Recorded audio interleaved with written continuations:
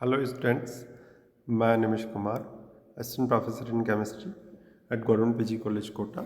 Government PG college Kota के YouTube channel पर आपका स्वागत करता हूं बच्चों। आज हम बीएससी पार्ट फर्स्ट ईयर की जो यूनिट है, 5th यूनिट केमिकल काइनेटिक्स जिसका नाम है, वो पढ़ने जा रहे हैं। इसकी ऑलरेडी हमारी 8 क्लासेज हो चुकी हैं बच्चों।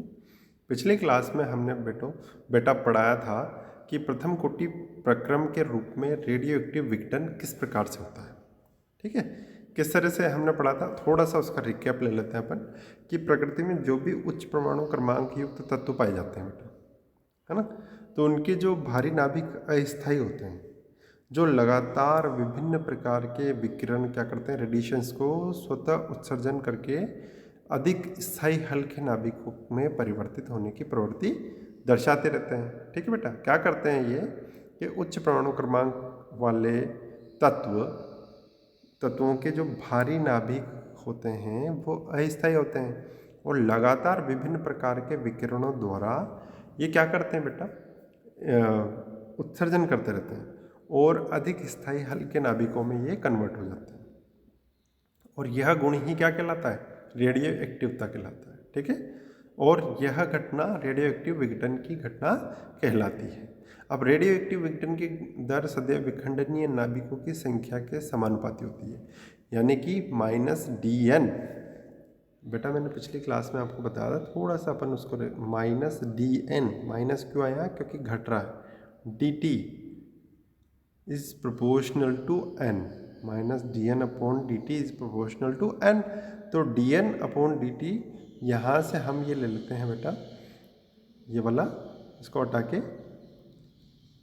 dn/dt बराबर प्रोपोर्शनल हटा दिया हमने, तो लेमडा यहाँ पर लगा दिया स्थिरांक। अब लेमडा क्या है, लेमडा है ये क्षयांक या विघटन स्थिरांक। अब देखो बेटा, हम शुरू से यही करते रहते हैं, dn जहाँ आ गया तो यानी n भी इधर ही आएगा, तो n को इधर ले जाएंगे और dt को इस साइड पे ले जाएंगे। तो इक्वेशन क्या बनेगी हमारे पास, इक्वेशन एक बन जाएगी हमारे पास कि dn/n बराबर -λ/dt, ये बनेगी। फिर हम क्या करेंगे बेटा, इसका समाकलन कर देंगे। ठीक है, अब समाकलन करने से dn/n क्या हो जाएगा बेटा, log of n base e बराबर -λt प्लस i क्या है, समाकलन स्थिरांक। ये थोड़ा सा बेटा मैं आपको रिकैप करा रहा हूँ यहाँ पे। ठीक है, तो प्रारंभ में विघटन प्रक्रम के आरंभ में t बराबर 0 समय पर विखंडनीय नाभिकों की संख्या क्या होती है, n बराबर n0। n बराबर क्या मान ले हम, n0 के बराबर मान लेते हैं। ठीक है, अब यही इक्वेशन t बराबर 0 हम ना log n बराबर -λt पर रख देते हैं और वहाँ से क्या आ जाएगा हमारे पास, जो वैल्यू आएगी बेटा, लेमडा की वैल्यू आएगी हमारे पास, वो हमारे पास क्या आ जाएगी, लेमडा बराबर 2.303 divided by T log of n0/n, यह आ जाएगा लेमडा बराबर 2.303 divided by T log of n0/n। और इसी को क्या कहेंगे बेटा, ये क्या, यह समीकरण किसी रेडियो एक्टिव विघटन प्रक्रम के क्षयांक यानी लेमडा का जो है सामान्य व्यंजक है, जो किसी प्रथम कोटि अभिक्रिया के वेग स्थिरांक की सामान्य समीकरण के समान है। बिल्कुल सही बात है, वहाँ पर भी इसी तरह से आती है, k बराबर 2.303 divided by T log a2/a1, या इस तरीके से आती थी ना। तो इसको हम किसके सामान्य समीकरण, प्रथम कोटि अभिक्रिया के वेग स्थिरांक की सामान्य समीकरण के बराबर इसको मान सकते हैं हम। ठीक है, अब बच्चों इसमें क्या किया था हमने कि n की वैल्यू लाए थे हम यहाँ पे, किसकी वैल्यू लाए थे बच्चों, n की। तो n बराबर इसमें n0 e⁻−λt जो हमारे पास समीकरण आई थी, उसका हमने क्या कर दिया था, n बराबर n0 e⁻−λt, ये हमने दोनों तरफ एंटीलॉगरिथम ले लिया था। ठीक है बच्चों, अब आज की क्लास में बेटा हम विघटन की अर्धायु काल किस तरह से निकालते हैं वो जानेंगे, किस तरह से निकालते हैं अर्धायु काल। ठीक है बच्चों, अब बच्चों आज हम विघटन की अर्धायु पढ़ेंगे, वह अंतराल। अब इसकी परिभाषा के रूप में क्या लिखेंगे कि वह अंतराल जिसमें किसी रेडियो एक्टिव पदार्थ के उपलब्ध नाभिकों की आधी मात्रा विघटित हो जाती है। क्या हो जाती है बेटा? आधी मात्रा, है ना, आधी मात्रा। वह अंतराल जिसमें किसी रेडियो एक्टिव पदार्थों की उपलब्ध नाभिकों की आधी मात्रा विघटित हो जाती है, विघटन की अर्ध आयु कहलाती है, टी हाफ। ठीक है, आधी मात्रा।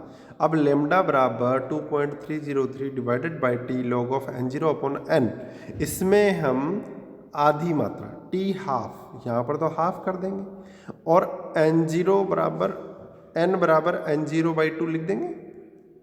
ठीक है, इस तरह से। अब देखो ये आगे चलते हैं, तो n बराबर n0 बाई 2 यहाँ पर आ जाएगा बेटा हमारे पास, और T half equals to T बराबर टी हाफ पर शेष नाभिक n बराबर n0 बाई 2, तो लेमडा बराबर 2.303 की power divided by T half log n0 upon n0 by 2, ये n0 से n0 कट जाएगा, log 2 ऊपर चला जाएगा, और log 2 की वैल्यू हम जानते हैं बच्चों, log 2 बेस 10, यहाँ पर बेस 10 है बेटा ये। ठीक है, 2.303।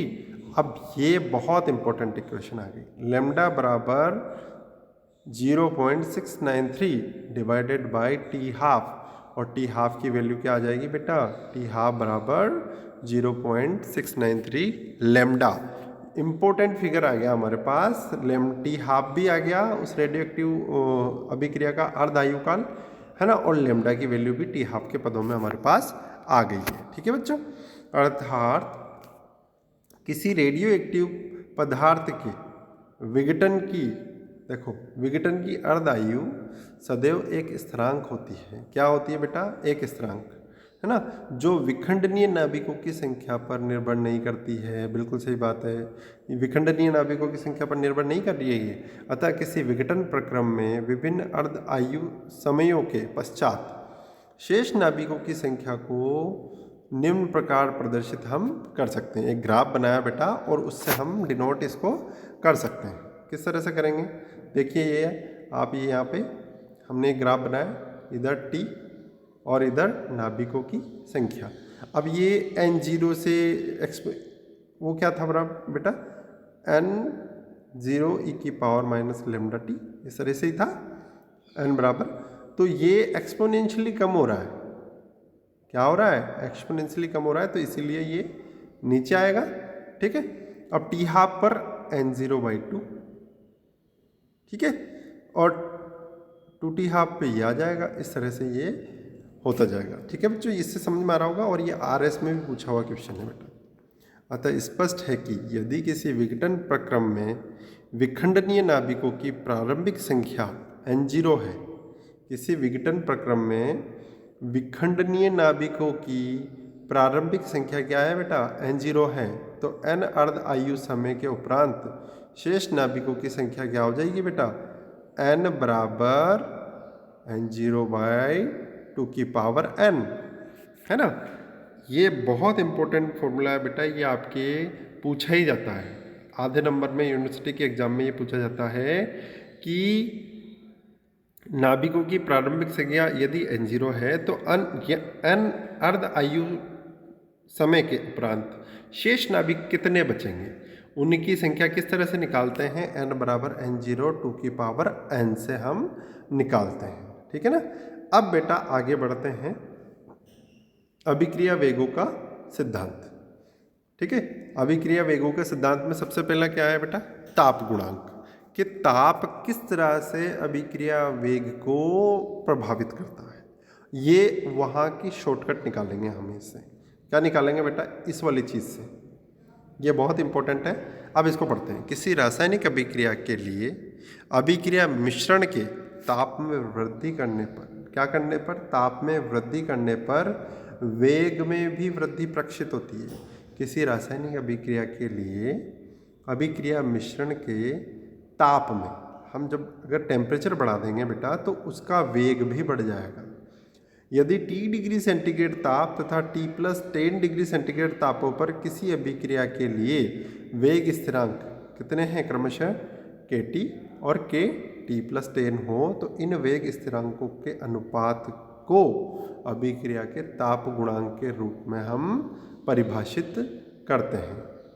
किसके रूप में परिभाषित करते हैं? तो इन वेग स्थिरांकों के अनुपात को हम अभिक्रिया के ताप गुणांक के रूप में परिभाषित करते हैं। अब बताइए ताप गुणांक क्या है? लगभग बराबर के कितने पे? t+10 और डिवाइडेड बाय kT, तो वो लगभग 2 से 3 गुना बढ़ जाएगा। अगर हम 10 डिग्री सेंटीग्रेड बढ़ा देंगे तो जो K की वैल्यू T सेंटीग्रेड पे है और जो K की वैल्यू 10 डिग्री सेंटीग्रेड पे बढ़ाने के बाद आएगी, वो उनका अनुपात लगभग 2 से 3 गुना ज़्यादा बढ़ जाएगा। ठीक है बेटा। अब यहाँ पर ये इसका निष्कर्ष निकल रहा है कि अर्थात अभिक्रिया वेगों के ताप में, बहुत इंपॉर्टेंट है बेटा, अभिक्रिया वेगों के ताप में 10 डिग्री सेंटीग्रेड की वृद्धि करने से अभिक्रिया वेग में 2 से 3 गुना वृद्धि हो जाती है। बहुत इंपॉर्टेंट ये निकल गया एक हमारे पास परिणाम, एक फाइनल रिजल्ट हमारे पास आ गया कि ताप में अगर 10 डिग्री सेंटीग्रेड वृद्धि करेंगे तो उसके वेग में, अभिक्रिया के वेग में 2 से 3 गुना की वृद्धि हो जाएगी। किंतु अनेक अभिक्रियाओं के लिए ताप गुणांक का मान अपेक्षाकृत कम प्राप्त होता है। पर यही सार्वभौमिक सत्य नहीं है, यानी कि 90% में ये फॉलो हो सकता है पर 10% में ये फॉलो भी नहीं होता। तो उनके लिए क्या करेंगे बेटा? किंतु अनेक अभिक्रियाओं के लिए ताप गुणांक का मान अपेक्षाकृत कम प्राप्त होता है तथा अपवाद स्वरूप कुछ अभिक्रिया के लिए ताप गुणांक इकाई से कम होता है। किससे भी कम होता है बेटा? इकाई से कम होता है।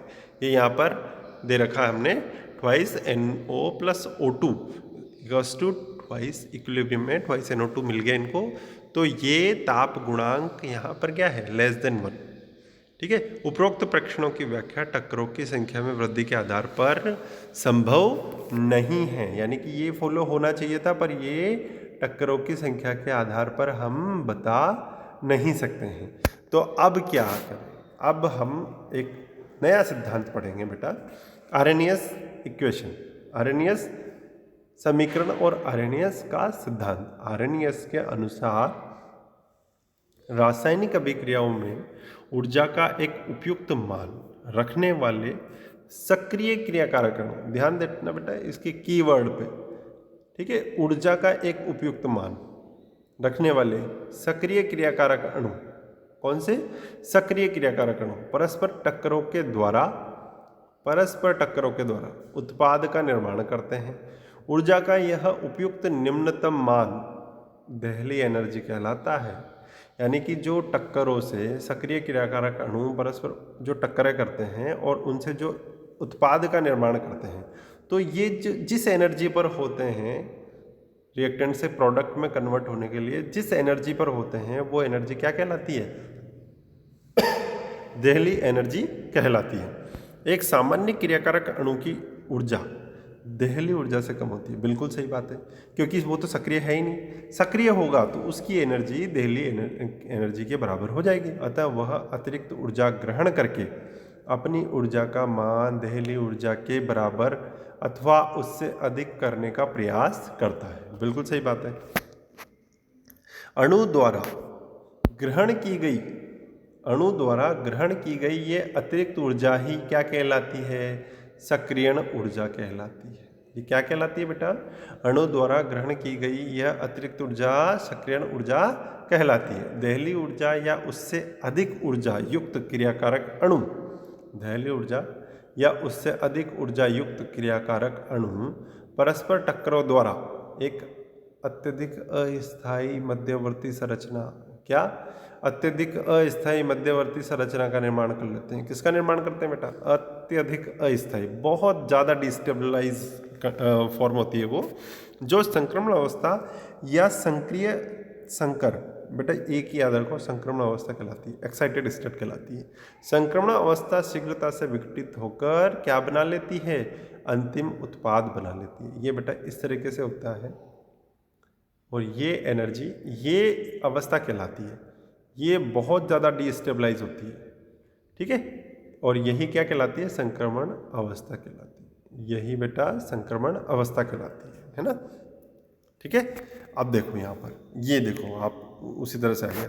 प्रारंभ में क्या हो रहा है, प्रारंभ में बेटा क्या हो रहा है हमारे पास यहाँ पे कि